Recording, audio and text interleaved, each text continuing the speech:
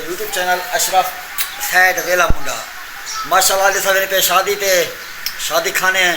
क्योंकि शुरू तो देख गिरा तो कि शादी के शादी वीडियो बनी बकायदा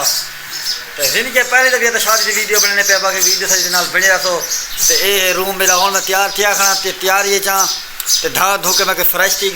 के वाला था वनू के सारी ये माशाल्लाह धी है मेरी प्यारी प्यारी देख सकते हुए हाँ खेल की खेल खेल खेल खेल बाय बाय कर बाय बाय कर बाय बाय बाय बाय कर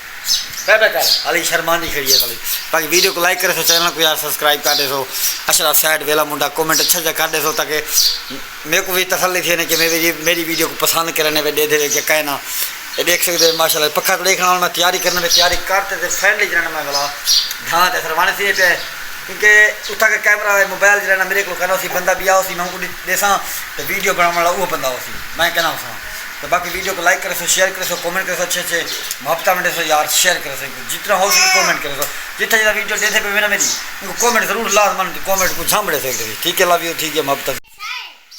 ये हम शायद घेना शुगर मेरी घी दी बोला टमाटर लगे नहीं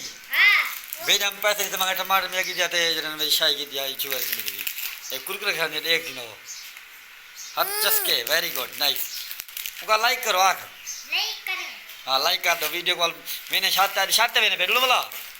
जुलते पे शादी दे ये तेरी शायद तुम्हारा ये तेरा हक मारे तेरा ठीक है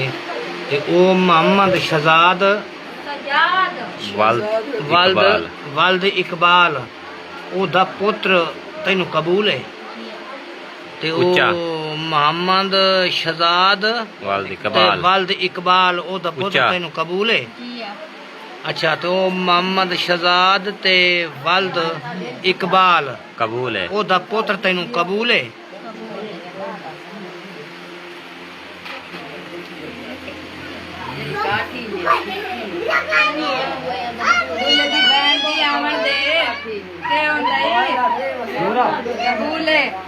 माशाल्लाह कबूल की दिया बस बुढ़ेड़ा वा तू जगह से पे नेट ते बात ना के तेनु चढ़े सा वनंडे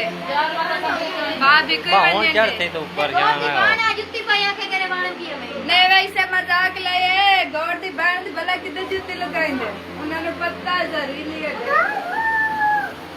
छोड़ दे निमरा खलाई छोड़ तू क्या कान मरदा बैठा होदे यार साडी आपत दी कई गल है उठिया वाली निकला वा तेनु बाहर काटो यार किया ओदे कान भरी जांदा है ये वीडियो में तो कितने बनाई है कितने वीडियो बनाए तेरे ओ तो कान नहीं होंदी पे बस से वो ने जिया काट दिता सी तो बस सारा कोई साडे बस इतना ठीक है चलो।